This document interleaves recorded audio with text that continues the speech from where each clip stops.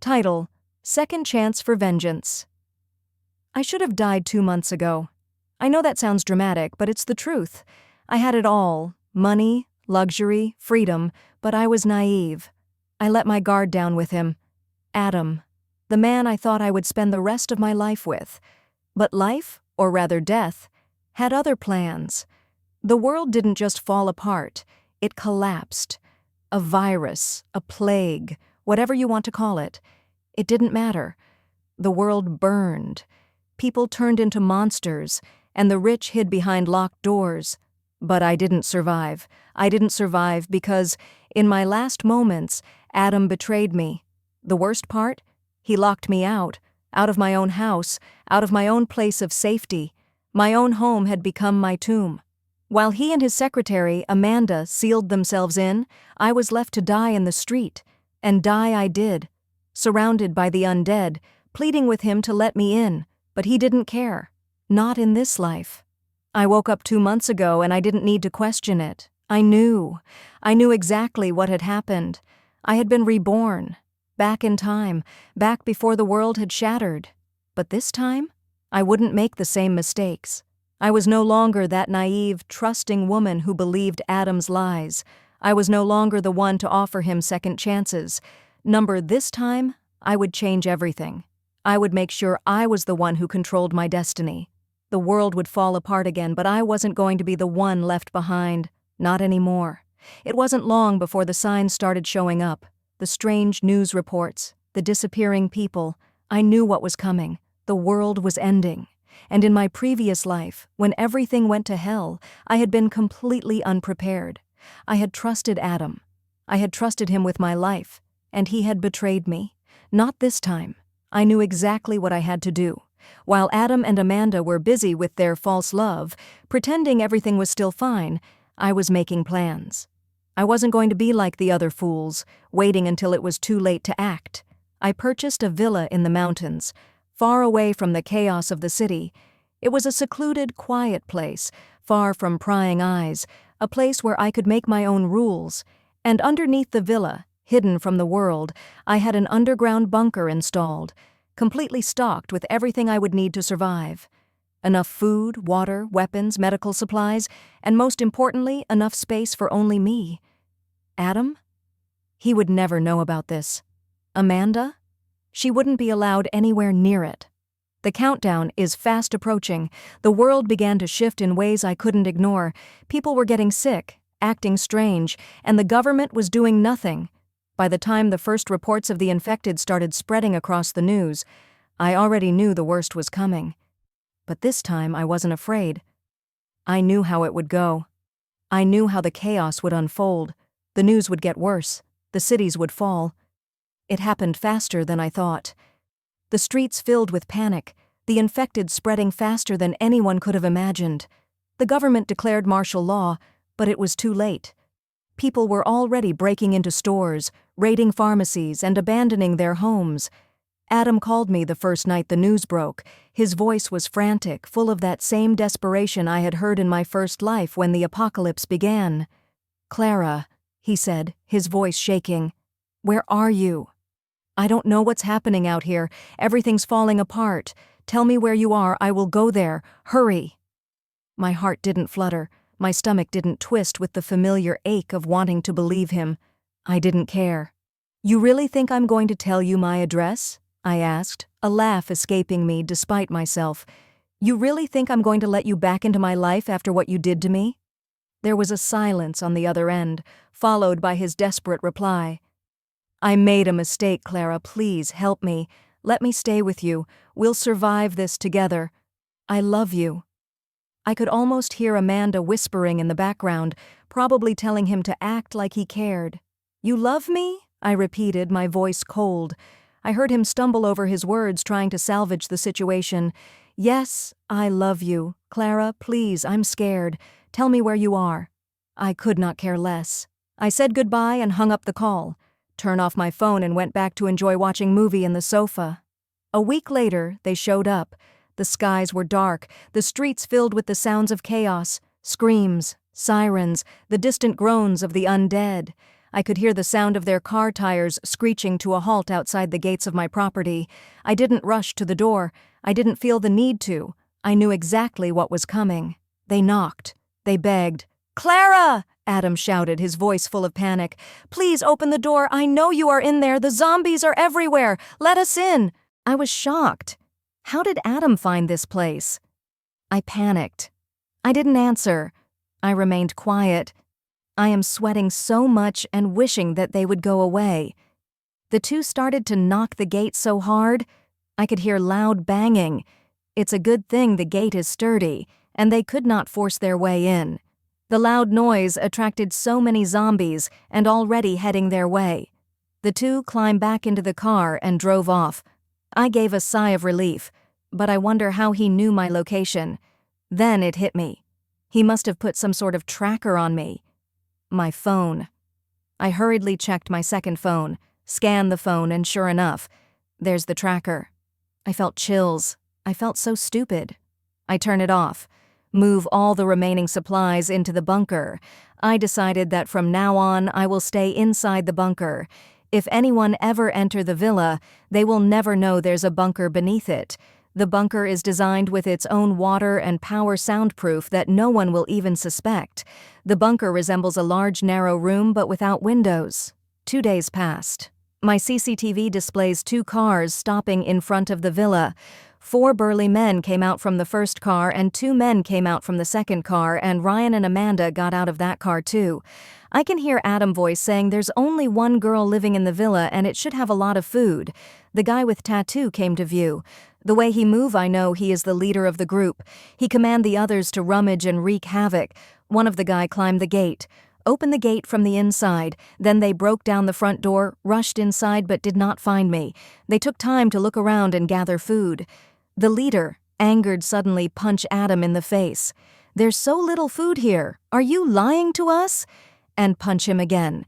He could have swear that Clara was here and thought she might have stock up. He could not believe Clara is not here. They search everywhere but did not find anything. I thought they will leave, but they didn't. They close the gate and occupy my villa. The leader drag Amanda to the master room on the 2nd floor and close the door behind him. I could only imagine the horror Amanda is facing right now. Adam curled on the floor, indifferent. I assume this has happened before that Adam no longer care. After the tattoo guy left, the rest of the guys took turn until they are all satisfied. I thought of my situation. I am confident they won't find me. And even if they do, they won't be able to get in. I continue to live in my bunker without care. While the vile group lives in the villa, I live beneath them in my bunker. 4 days passed and they all left, dragging Adam and Amanda, and drove off. I saw Adam and Amanda all beaten up, pale, disheveled, and almost collapsing from hunger. That was the last time I saw them. I continued to stay in the bunker. And just like that, 1 year has passed. My food and water dwindle. For some miracle, just when I was convinced I'm the only one left alive in the world, the CCTV shows soldiers. They are clearing the area from zombies. I waited another week when I am absolutely sure that there's no more threat. Then I went out. The soldiers came, took me and the remaining survivors to the shelter run by the military. Later, they provide us vaccines and food and shelter. After 6 months, I finally got home to my villa. This time around, I told to myself, I survived. I am hoping to embark into my new beginning. The end. Next story. Title: The Mountain Sanctuary. My name is Rachel. I am 28 years old with no family and a hiking enthusiast. I never thought the world would end like this. I had always been a little bit of a prepper, just enough to feel prepared in case of an emergency. But I had never imagined the emergency would be a zombie apocalypse. Who ever really thinks something like that will happen? But the signs were there. News outlets didn't pick up on it at first. Of course, they didn't. They called it a viral outbreak, a new strain of rabies or some kind of mutant flu. The virus spread quickly. First it was cities, then towns. It didn't matter how fast they tried to quarantine or contain it. People turned, and they didn't stay dead. They rose. They hunted. By the time the military started rounding people up, cities were falling apart. The power went out. The grocery stores were emptied in a matter of hours. The streets became a war zone. I had already planned for this, or at least I thought I had. It had been a year since the infection began, a year of living in the ruins, keeping my head down, surviving in a world that didn't make sense anymore. My old city, where I used to live, was unrecognizable now. I couldn't risk staying there any longer. Too many people desperate for food, too many infected roaming the streets. So I packed my things, grabbed the essentials, food, water, medicine, and headed out. I had a cabin up in the mountains. I hadn't been there in years, but it was isolated, off the grid, perfect for what I needed now, a safe place. The drive there was long and dangerous. The highways were clogged with abandoned cars. I had to take back roads, winding through forests and dirt paths. It wasn't the safest option, but I knew it would be quieter. I didn't see any other cars on the road. That was a good sign. I kept my eyes peeled for any signs of movement. The last thing I needed was a horde of zombies stumbling upon me. By the time I reached the cabin, night was falling. The snow-covered mountains were silent, and the air was cold and crisp. I breathed a sigh of relief as I locked the door behind me. The cabin was small, 2 rooms and a loft, but it was solid. No one would find me here. The generator outside was still in good condition, the well had fresh water, and the pantry was stocked with enough canned goods to last me several months. I was prepared. The first few weeks were okay. The quiet was almost eerie. The occasional moan of the wind through the trees was the only sound that broke the silence. It was so peaceful up here compared to the chaos below. But there was always that nagging feeling. What if I wasn't safe? What if there were others out there, people who were just as desperate as I was? I spent my time fortifying the cabin, reinforcing the windows with wooden planks and checking the surrounding area for signs of infected. The nearest town was a few miles away, but I knew it wouldn't be long before the dead would start wandering further from the cities. I kept a routine. I hunted during the day, catching small game like deer, rabbits, and the occasional wild turkey. I fished in the nearby stream for fresh trout. When I wasn't hunting or gathering wood, I maintained the cabin, cleaning, organizing, making sure the food stores stayed stocked. The last thing I needed was to run out of something in the middle of winter. The isolation wasn't as easy as I'd imagined. I started missing human contact. The quiet nights in the cabin, once a relief, began to feel like a prison. I started talking to myself, small things, just to fill the silence. I'd hum a song to keep my mind off the loneliness. But the silence outside, the complete absence of life, gnawed at me. I had plenty of food, water, and medicine. But what I didn't have was company, and that was a problem. It had been nearly 2 months since I made it to the cabin when I first heard a noise in the woods, a rustling, followed by a cough.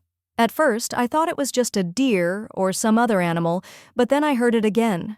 A human voice, weak and desperate. I froze, heart pounding. My first instinct was to hide, to stay silent, but then I remembered.